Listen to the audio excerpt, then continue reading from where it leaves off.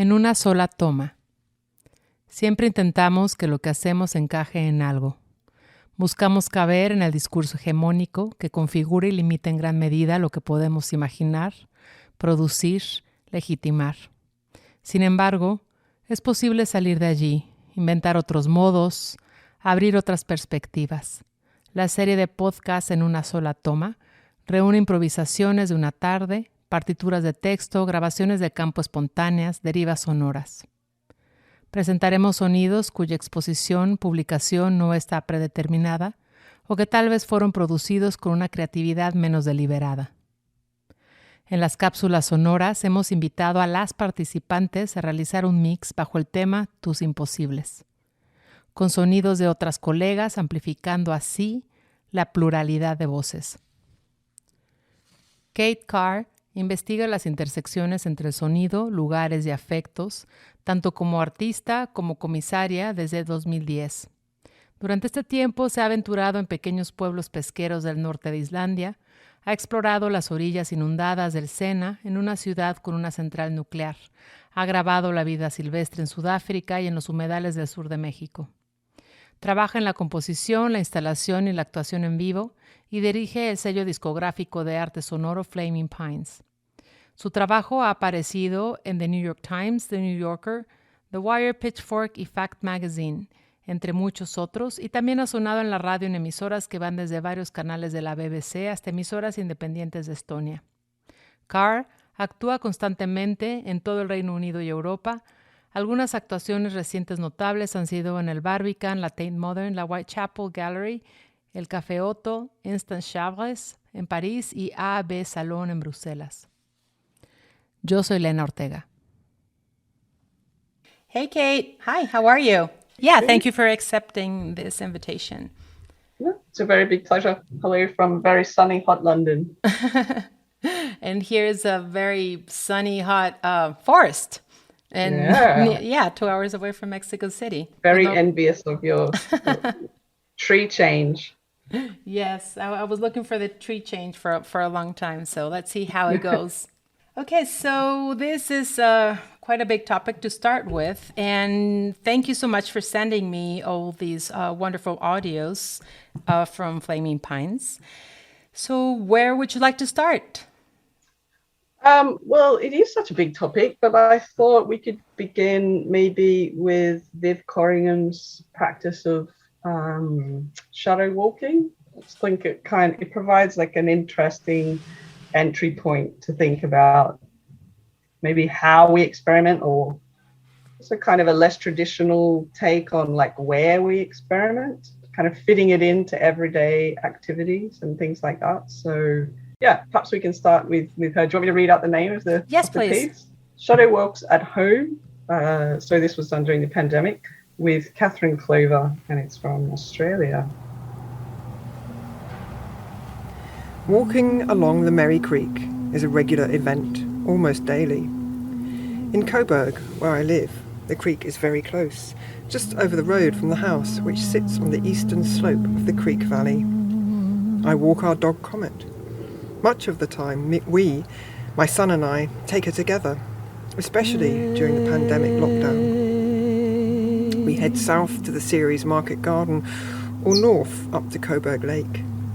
Because of the flooding of the creek with any amount of rain, a new bridge has been built, almost like a treetop walk.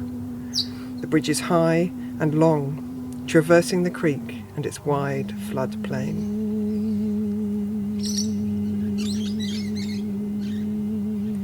Comet, our dog, trots ahead. Her ears fripple with her lively gait, glossy black and reflective in the sun, her legs swift. Every so often she turns her head to check our whereabouts if we have not had an exchange in the last little while. Every so often she stops as a smell catches her acute olfactory sense. This can be sudden and immediate. In the car she would sit and lean her chin on the door to reach out of the open window, her nose rippling and wet in its continual sniffing and scenting. Snorting when the wind pushes her dribbles back up her nose. More often these days, as she ages, she is following along the path and not leading us. meandering behind and easily distracted, but staying in sight most of the time. Underneath where Bell Street crosses the Merry Creek, there is a lively exchange between the graffiti artists, the taggers, a pensioner with his paint pot and companionable black Labrador, the council, and the pigeons that roost in the girders that support the 8-lane road above.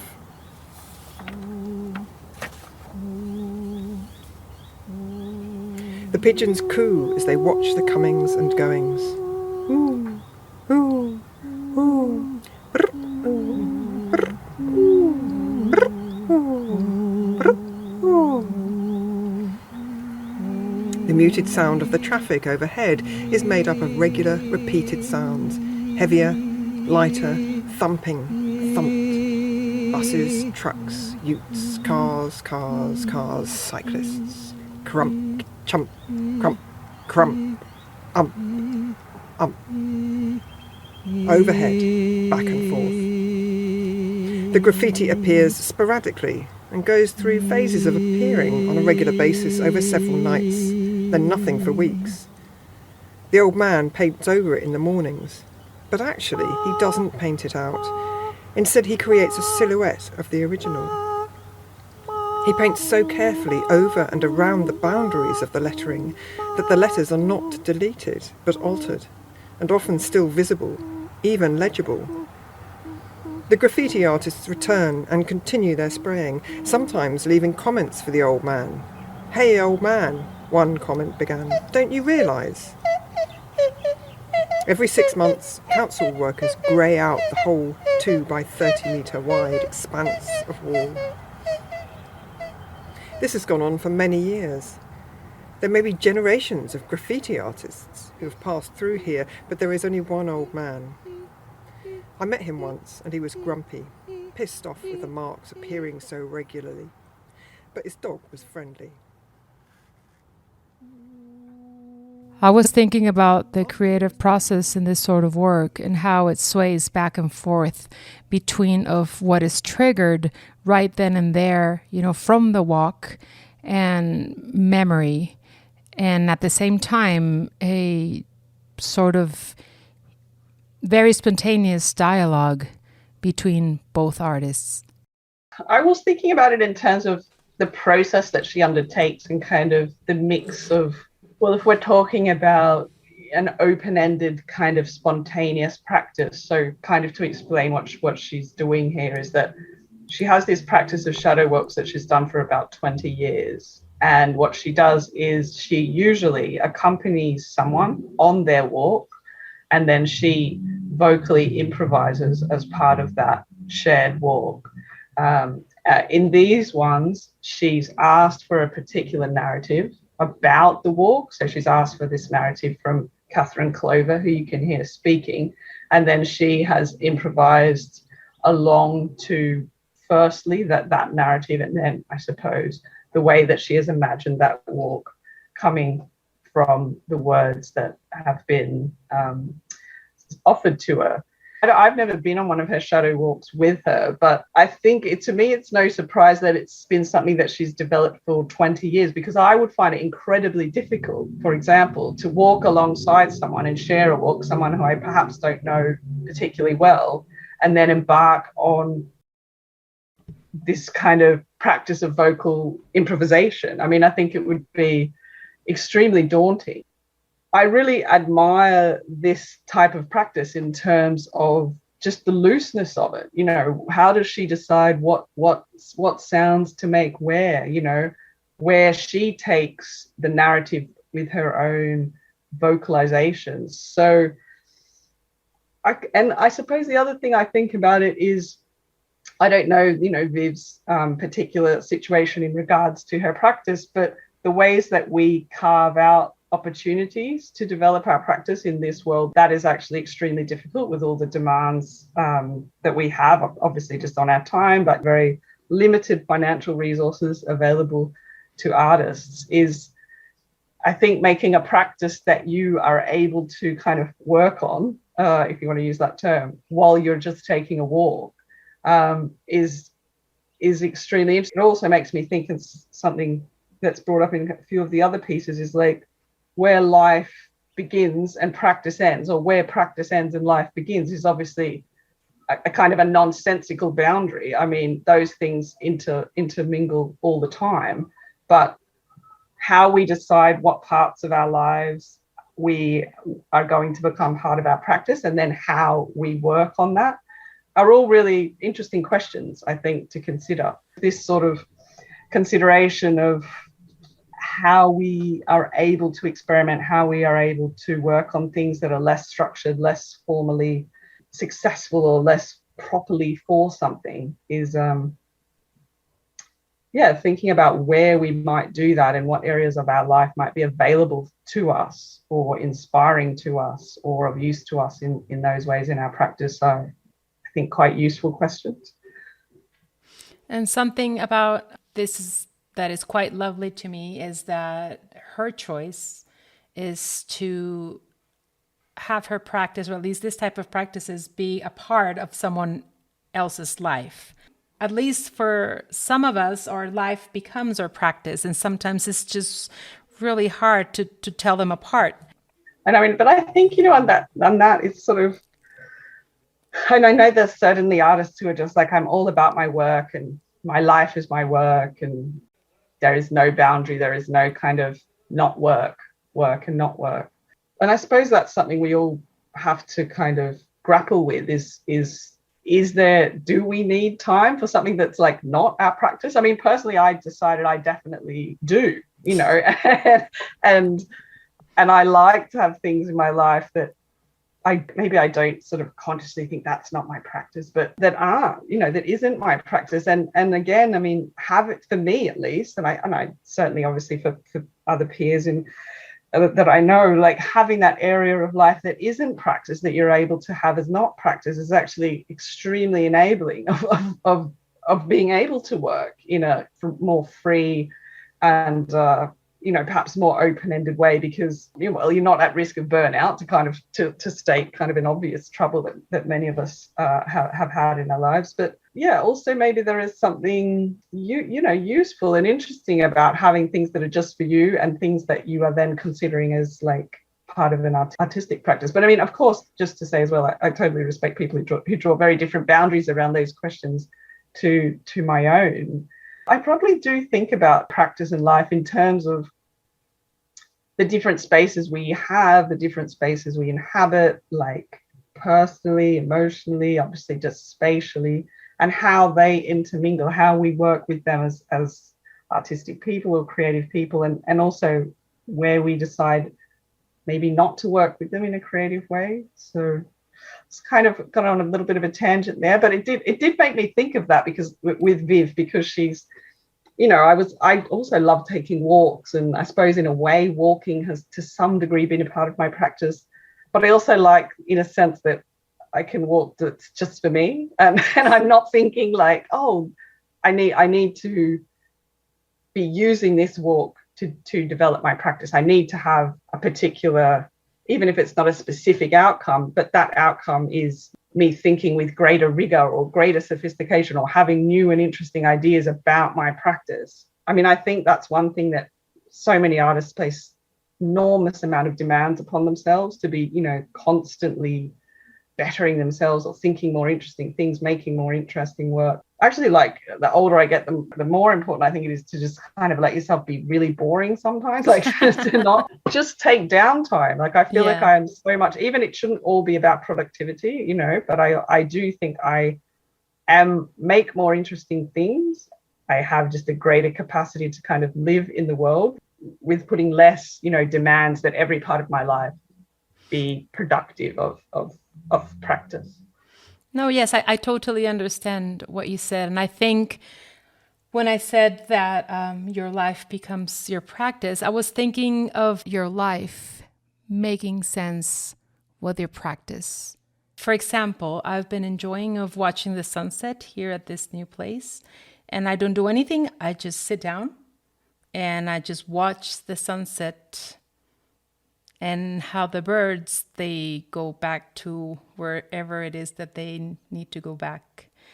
and how they fly differently and how the colors start changing in the sky. And that's it. I'm really not thinking about anything. I'm just sitting there, and being there.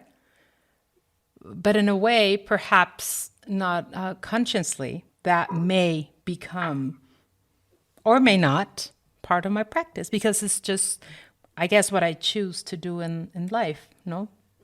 So I totally understand what you say. And yes, definitely trying to be productive 24/7 and not being able to take a walk to the creek without thinking, hey, I should take my recorder. Well, yeah, I mean, obviously there is taking the recorder and things like that. But I mean, I really like what you said about watching the sunset. And, I mean, there's absolutely nothing wrong with something becoming your practice. Don't. No, I totally understand. I totally infiltrate, many areas of my life with, and there's something really wonderful about that. But I think there is also something fantastic, exactly as you say, about that might not happen. And actually that moment about watching the sunset can just be a really special moment that's for you. And as a creative person as you are, that will be something that will sustain you in life and in your practice, whether or not it's an outcome or not, because it's something that you enjoy. And I just think we live in this is my kind of theme of the moment, but we live in such a difficult world to be an arts practitioner. And I think I know so many people, who suffered so much burnout and, considering leaving the arts because there's just so emotionally and financially difficult. So, yeah, just, finding those ways to sustain yourself, to have a sustainable practice, and also to not constantly put pressure on yourself. And, we all use so many of these words that are just so like capitalistic: productivity, outputs, efficiency, like the maximizing. I mean, I'm not saying we all use these words uncritically, but there's so much pressure to produce all the time that being able to make a decision, for example, I'm going to enjoy the sunset. Actually, even though I could make a piece about this particular situation in my life, whatever personal situation it might be, I'm going to choose not to. These aren't always decisions we as artists have the luxury to be able to make, unfortunately. But I think where we can, then yes, I mean, it's not always best to constantly make work, just as it's obviously a problem when you can't make work, when you're struggling with inspiration. That's a really difficult thing. But I think on the opposite side too, just constantly spewing out work because you feel you have to is actually not that enjoyable either. No, definitely. And I think this topic that you just touched upon has a lot to do with the series of podcasts. Having that time of just being you and being quite boring. That sounds really great. Underrated, maybe. Who knows? Yes, totally underrated. Let's move forward. Where are we moving to?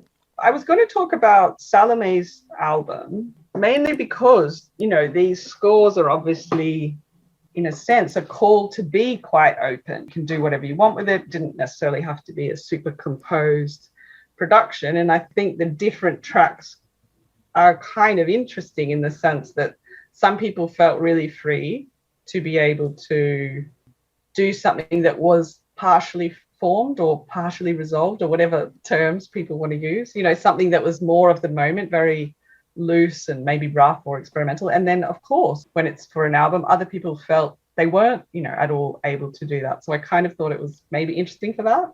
What do you think? Yes, totally. I love that album. And I guess we could play Claire Risset, because hers is very on that theme of and her practice is too, I suppose, to some degree on that theme of the personal, what you include, what you don't, because that one is her sobbing, really.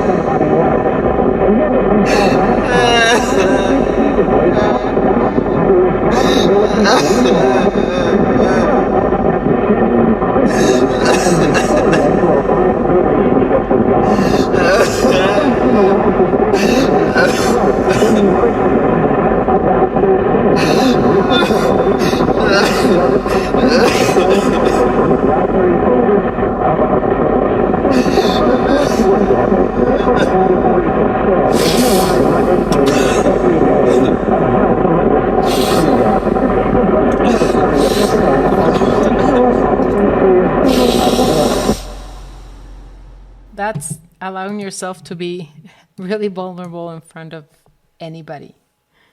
And yeah, everybody. It's very intense, isn't it? Yeah, it is. I haven't listened to it for a while, but it's amazing. Sometimes I live on a super busy street, and during the pandemic, increasing number of people would walk along it kind of screaming with like unhappiness and potentially tragedy and things like that. And it's, just the way that hearing someone in distress really transports you, totally changes your mood, your orientation to the world. I mean, I wanted to talk about this album from a perspective that now seems really kind of almost heartless, because I wanted to talk about it in terms of what people feel able to submit.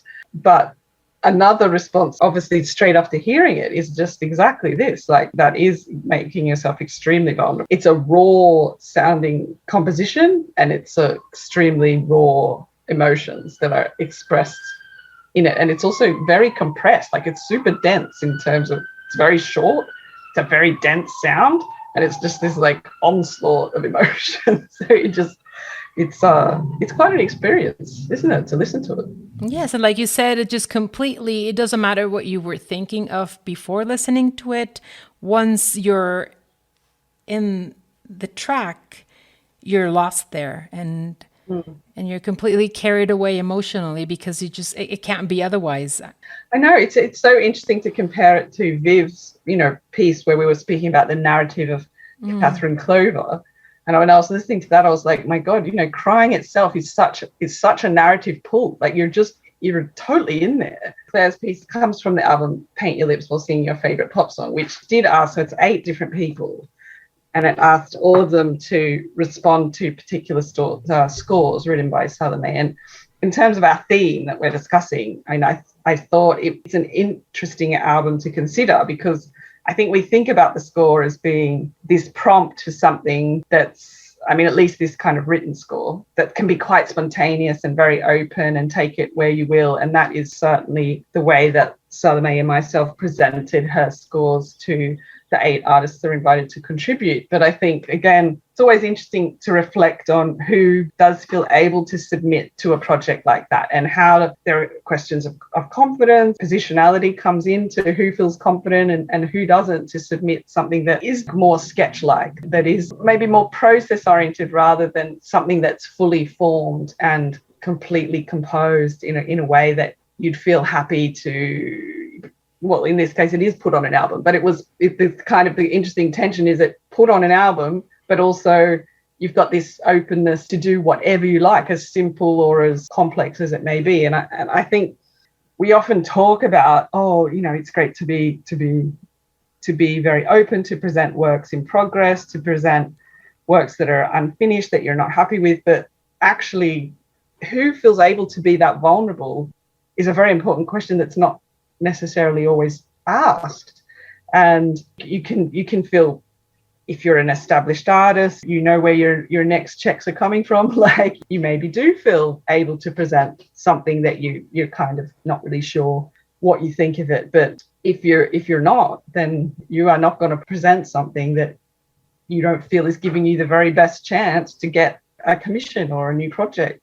Fostering those spaces where people can be vulnerable is really difficult, but it's a really important project. Unfortunately, one that it's made even more difficult by the world that we live in, and the lack of funding structures and institutional support for people's arts practice. But I mean, that's why it is really interesting to think about and talk about with you, is because it's an extremely layered and complicated question, I think. And do you think that it comes with experience? Because as I was listening to you talk, I was thinking about being young and just starting out as an artist, and then being an established artist, and what happens there, what happens with your experience in life. We were talking about having also time for yourself. Like you said, it's just multi-layered. Am I able to present this type of work, which I really would love to, or am I not able to? I was thinking you can think about it from kind of two, well, obviously more than two, but in thinking about it from two different kind of angles. So on the one angle, you might have someone who's made work that kind of doesn't fit into the typical generic conventions of, what's considered quote unquote good experimental music, or a worthy experimental music practice. Of course, I think experimental music is a genre which does question those ideas of worth, but like any practice, it has its own discursive construction and its own values and value judgments that are built into it. So I think of course that does present a barrier to people presenting work that might fall outside of that. And then I think we've also touched on it a little bit already as well, but identity and positionality. Of course, we're speaking a lot. We're speaking about women's work here. Gender it plays obviously a huge role in how we experience the world, how much confidence we may have as a artistic practitioner. And I don't think it's a surprise or a particularly controversial opinion to offer, is that for myself, certainly the work that I've seen presented that is the most unfinished and is presented by the artists themselves as being, very unfinished work in progress, has been by men. I don't know if I've ever seen a woman or non-binary practitioner hop up and say, I'm not particularly happy with this work as it stands now, but I wanted to, present it here to see how it works in the space, or to get your feedback. I don't think that it is actually literally something I've never seen happen, but I have seen male artists do that. Not very often, because I think it is a particular orientation that you feel able to do that. There's very obvious reasons as to why that would be, but it is totally right. It is striking that that's the case. I totally agree with you, because you always have to push twice as hard when you're a woman or a non-binary person. And yes, so your work has to be up to whatever the standards are, and that's just part of the reasons also for this particular show, to think what happens there and on different practices like the ones that we present here. When do you want to be able to present other type of work? But then what do you need to do if you want to be heard, if you want your book to be published? And how do you learn to swim in between those cracks? No, definitely. And I think, if you're approaching it as an artist, your question is, how do I get ahead? How do I secure some funding, a studio space, my next album. You have to be, I think, realistically speaking, really quite careful where you present work that's in process. But on the other hand, in terms of developing a practice that is challenging, or delving into the issues in the way that you would like it to be, in the most kind of profound or powerful way that you might want to be able to produce. I mean, having those spaces where you can, even in your own mind, fail and have something not work, or stumble upon, as we all have, those happy accidents or those, missteps that turn into actually a fantastic new direction or new kind of layer to your work is super important. So, it's this kind of contradiction, isn't it? That how do I make the best work possible is by having this space to fail, to make that work that you just want to throw in the bin. But you have to kind of hide that stuff in this world, mostly, because you've got to present, and so many, and there's so much demands these days with social media. How do you present yourself online? What are you offering on your Instagram account? What are you offering on your Twitter? Who has access to your emotions, your personality, all of this stuff? Like, it's all very much directed towards how am I going to get ahead? How am I going to get noticed? It's a very tricky line to walk, I think, and a very tricky set of very contradictory demands that I think, we all as artists have to kind of like negotiate. I think there's no easy way to do it or to resolve it. There's not like a particular answer. A lot of strategy, and very contradictory. Like you said, we're in a world where a supposedly process is such an important thing, and then, having to hide or not show most of that process, only the best parts of the process. That sounds quite contradictory. Yeah, I mean, I suppose it's always going to be the way. And I mean, even nowadays, everything's so kind of managed and aestheticized. Oh my gosh, yes. Even your process, if you're showing your process, that would be a set of kind of professional photos of your studio with you in it, like that's your process. Yeah. It's just like that is insane. Some absolutely like idiotic like idea of how to market your practice. It's actually nothing to do with it's not that it's idiotic of the artist, but it's an idiotic demand that's made of us all. One of my contracts that I had signed was specifying we've got to have pictures of you doing your practice. Are you serious? Wow. Yeah.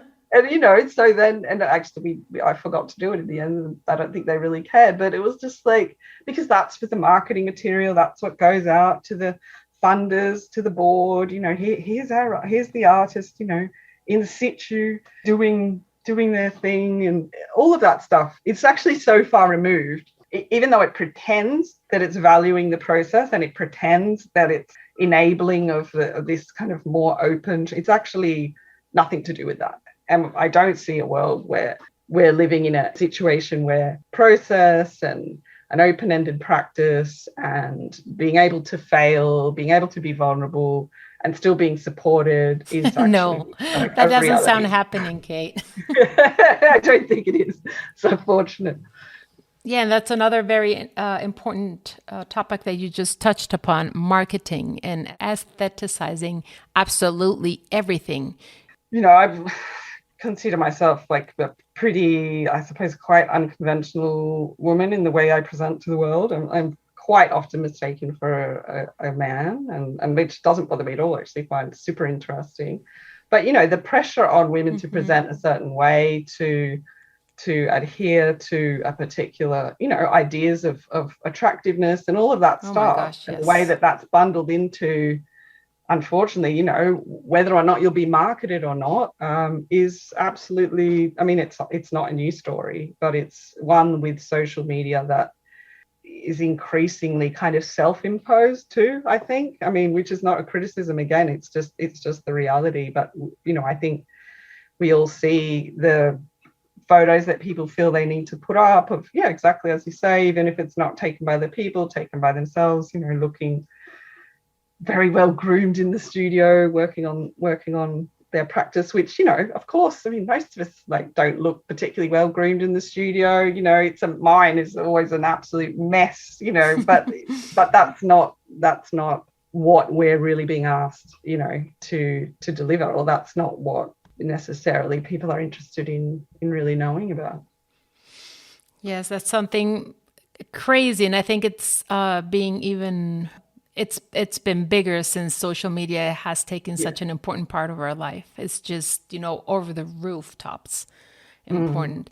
A friend of mine, an artist, she was telling me, hey, look, whenever I post something, that like a concert or something that is going on, and there's not like a, cute picture of me, almost exactly. nobody looks at it. But if there's a cute picture of me doing whatever, eating a hot dog, then everyone is going to look at it like, what's that?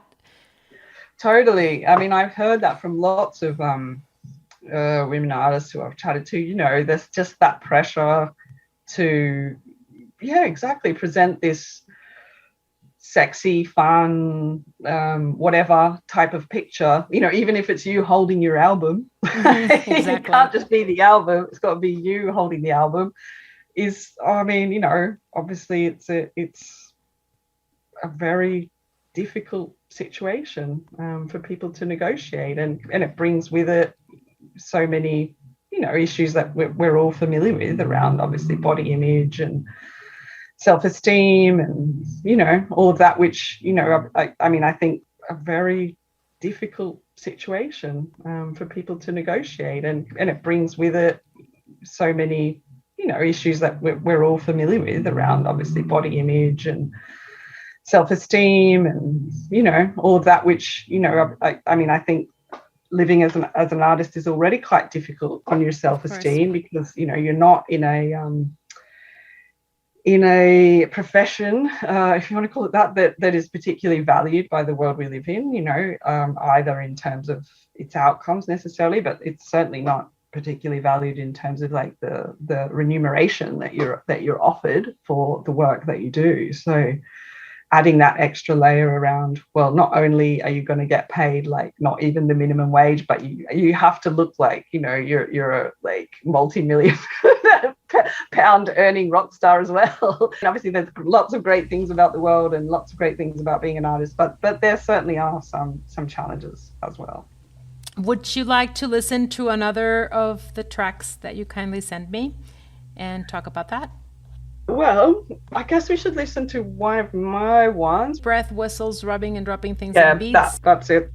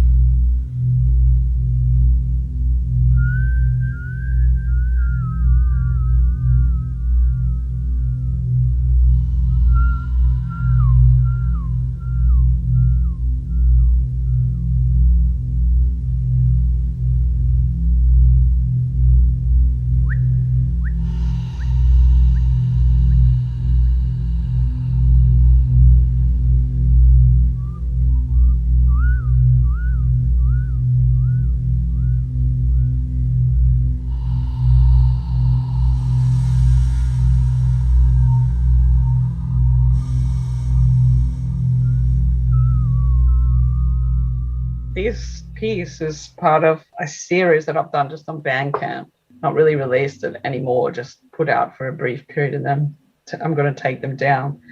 But it is actually just working. Well, I think probably because I don't like some of them. I don't think some of them are particularly good, but this is why it kind of relates well to what we're speaking about, is that I felt I wanted to press myself to kind of, well, one, take more risks and release things that I wasn't, like offer things that I wasn't particularly happy with. But then there's also kind of a financial imperative in the sense that I have subscribers to my Bandcamp, and you know, they pay a fee every month. So you're kind of like, well, I've got to offer them something or else they're not going to be my subscribers anymore. So I was like, well, I'm not going to be able to compose something that is super finished every month. One, I wanted to get myself into more of a practice of improvising and recording those improvisations. And then I thought, well, if I'm going to do that, I will also put them up there so subscribers can have them. So, you know, again, it's always this kind of twin thing, isn't it, of trying to kind of financially hustle up a living, but then also, you know, extend your practice in ways that do offer risk and do give you that opportunity to experiment and fail. So I've done 4 of them, I think, now, that I've put up there, and they're very much just kind of me trundling around the studio, experimenting with, you know, different sounds and the looper in a very kind of simple-ish way, a very simple way, actually. And I mean, really, it's come out of my live practice, because it's been partially how I've earned money, and then also it happened quite suddenly when I moved to London. I hadn't really played much live before. You know, I think that's where I've had the steepest learning curve, and I think also that kind of mode for me, like, encapsulates that tension between the pressure to feel like you have to be super polished straight away, because the first show I played in London was at Cafe Otto, which, you know, maybe now I just see as a venue, but back then, coming from Australia, it was like this super revered venue. And I mean, I just felt like I have to present something that's really, really good. But obviously a live practice is so much about risk, about making yourself vulnerable, you know. And if you haven't really done it much before, it's sort of like, how do you go from having no live practice, which was me, to presenting something that's kind of a compelling live performance, or what you would hope would be a compelling live performance. I mean, you know, it's a really difficult project, but I think it's also very difficult for people in experimental sound who are working a lot with computers. Some people make their piece completely with just performing with the computer. I never felt comfortable doing that, but I didn't have another practice at that time. So, you know, it's been a long process. So having live gigs and slowly introducing more more objects, more actual live stuff, and less computer.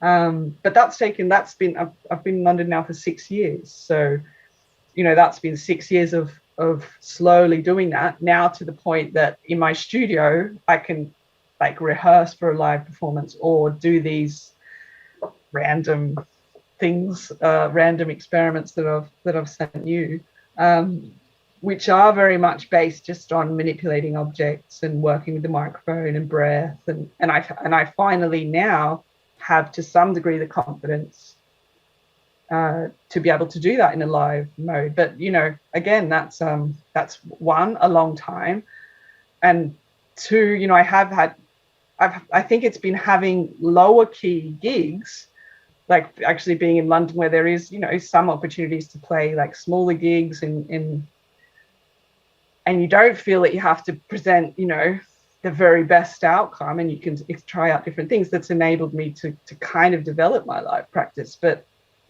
I mean, again, in London, I don't think actually, I mean, I don't know really how it compares to other cities, but certainly lots of people tell me that, you know, there is, because, you know, of real estate and rents and things like that, there's not actually that many spaces where you can present works in progress. There are a couple, but I think the scene is quite supportive. So I've definitely felt like I can do things that are for me quite risky. And if it was once my biggest nightmare, you know, if the computer would crash or something would go wrong, etc., etc. And now, and I thankfully have not had a computer crash, but now I feel like, okay, I could handle it.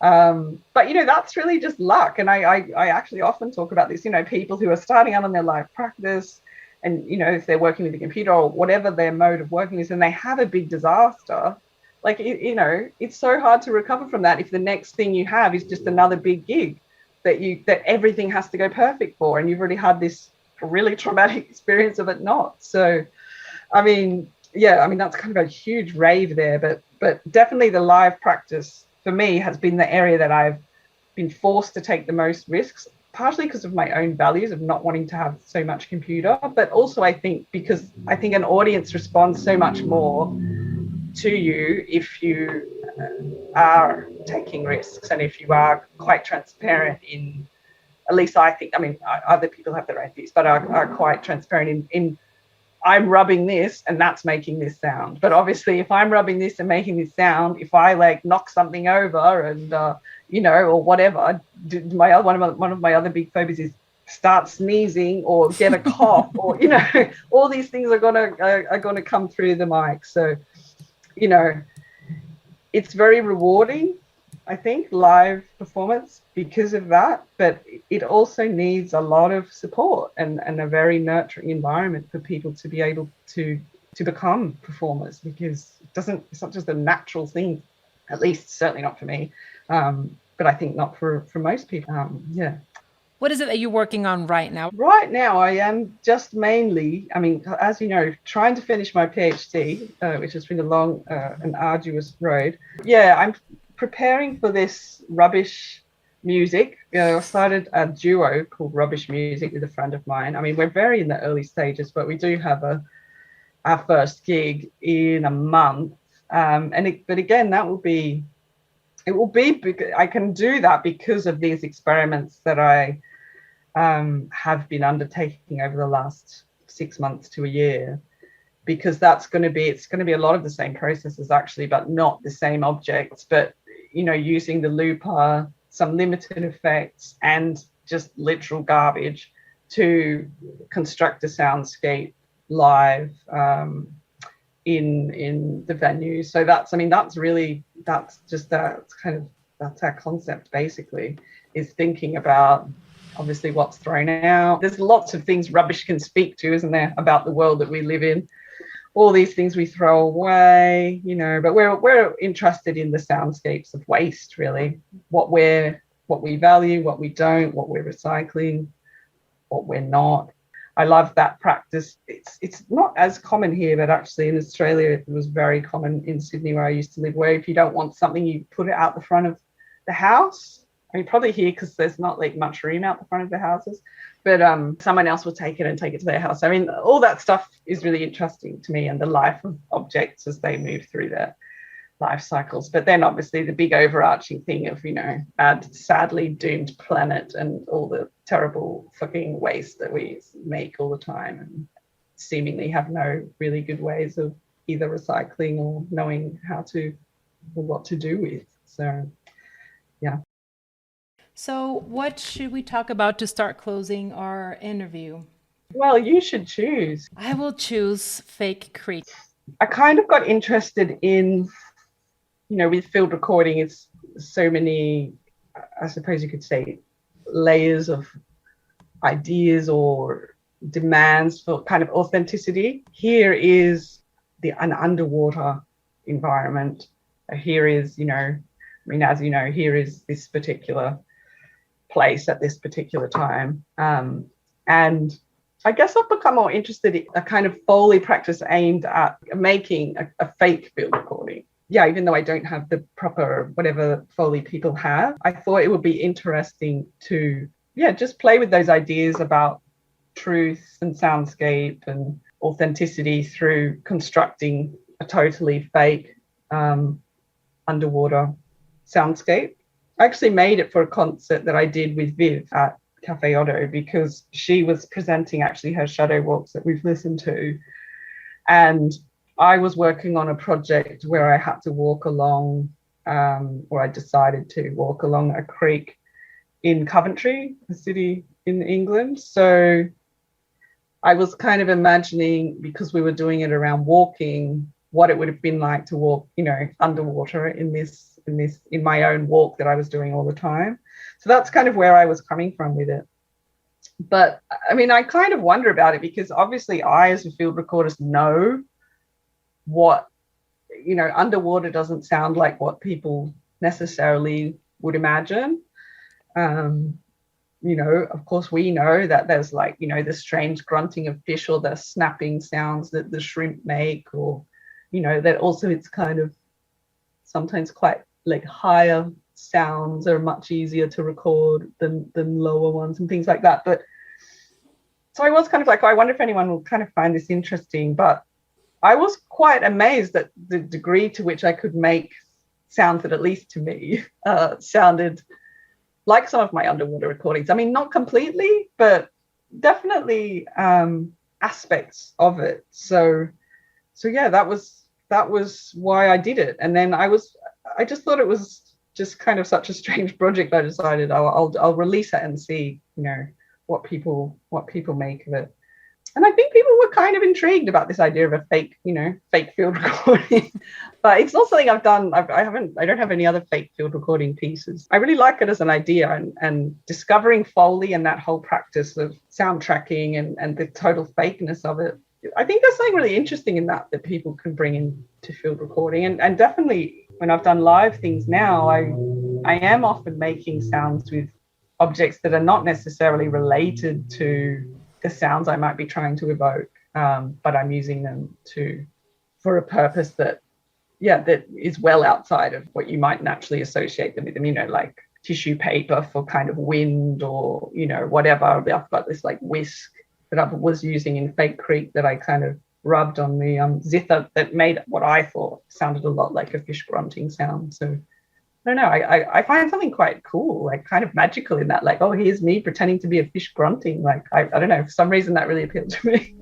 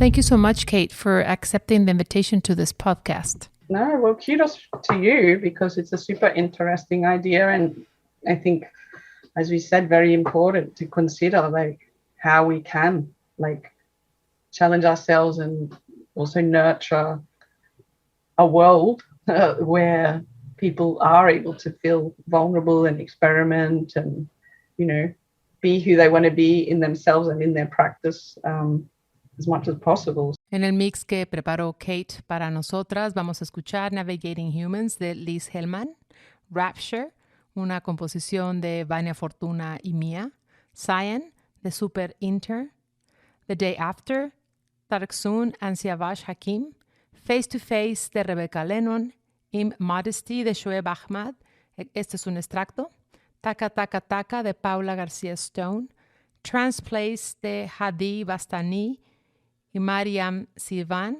este es un edit, y Down the Rabbit Hole de 90 Antiope.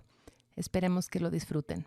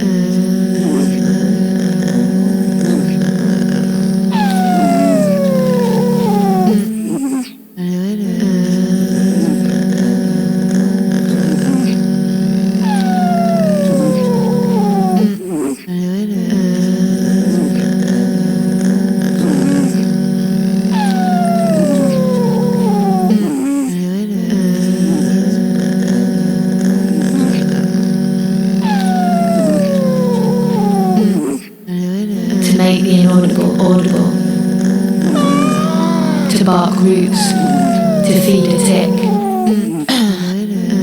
to make the inaudible audible, to bark roots, to feed a tick, the inaudible in the arrangement of the audible, to bark roots, to feed a tick,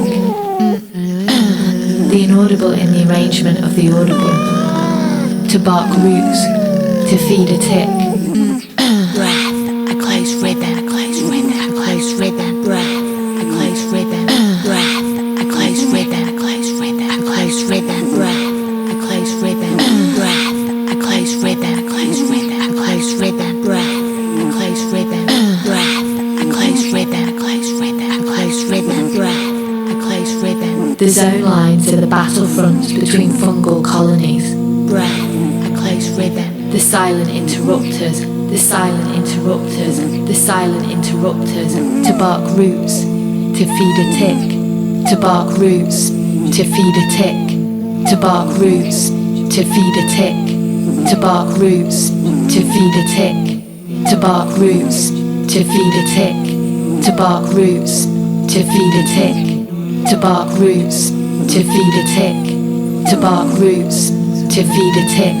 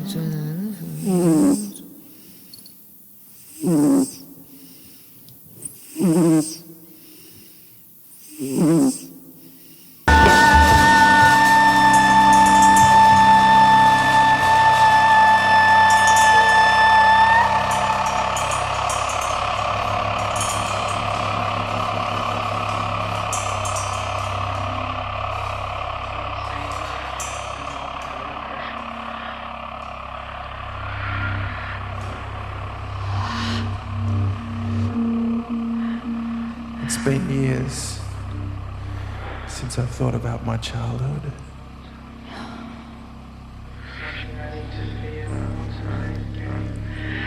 Days of fun and failure.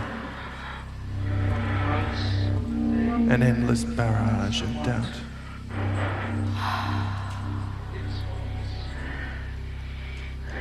Hold me closer. I've got something to share.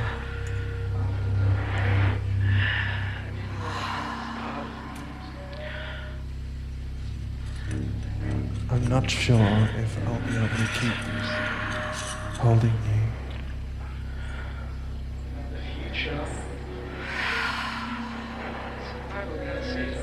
There's a bind in my blood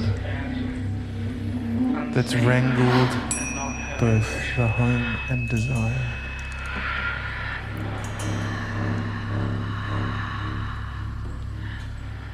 Will you understand?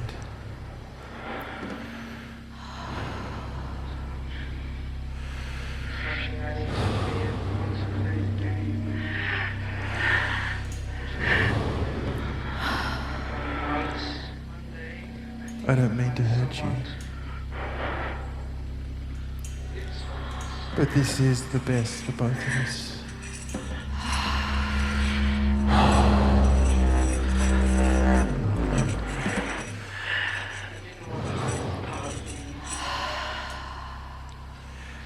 I know you'll be able to have a family in freedom, without awkwardness and someone torn apart.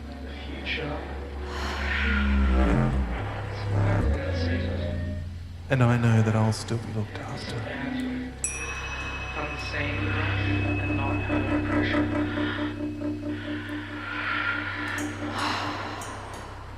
Even though I won't forget the first time I saw you.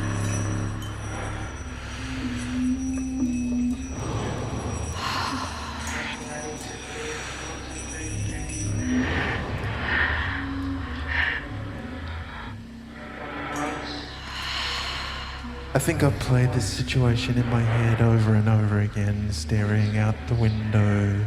Ice crystallizes as clouds break up in sunlight.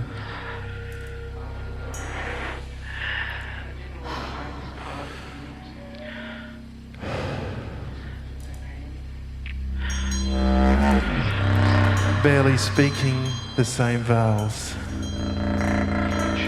City slang bruising a rich turn of phrase. Was I made to make my choices in 14 days? A shop front experience peppered with cups of tea.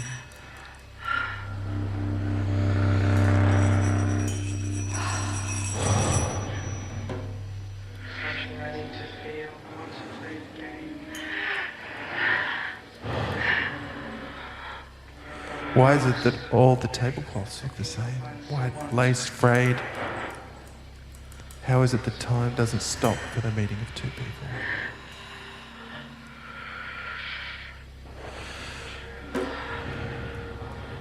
And why is it that we have to speak to one another under the gaze of others? Maybe tradition did fail us.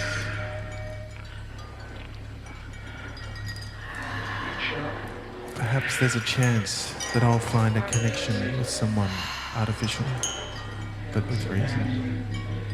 Unseen and not her impression.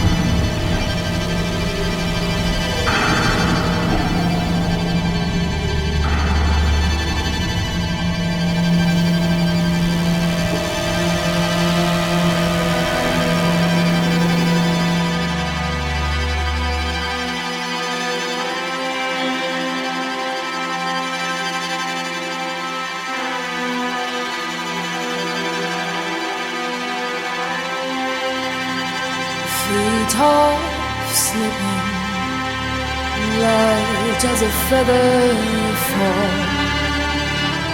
last touch of skin that brushes the ground.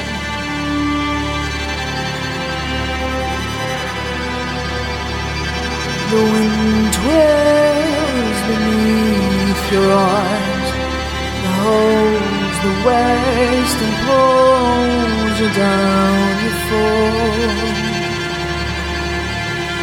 you fall.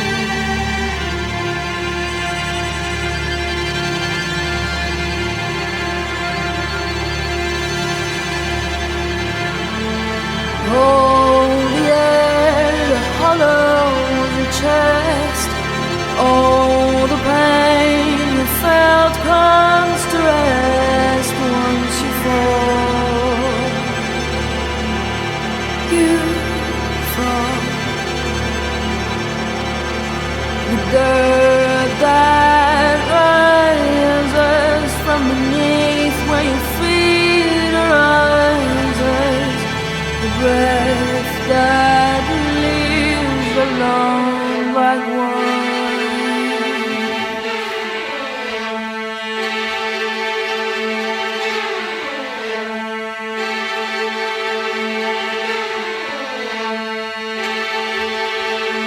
Come hold the hands that don't stretch to you,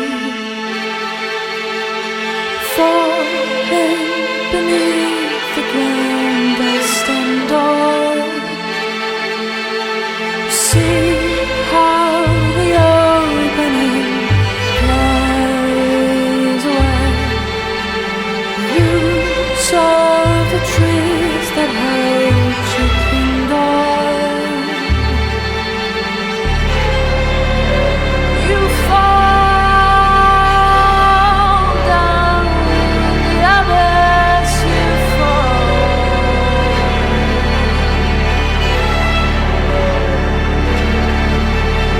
You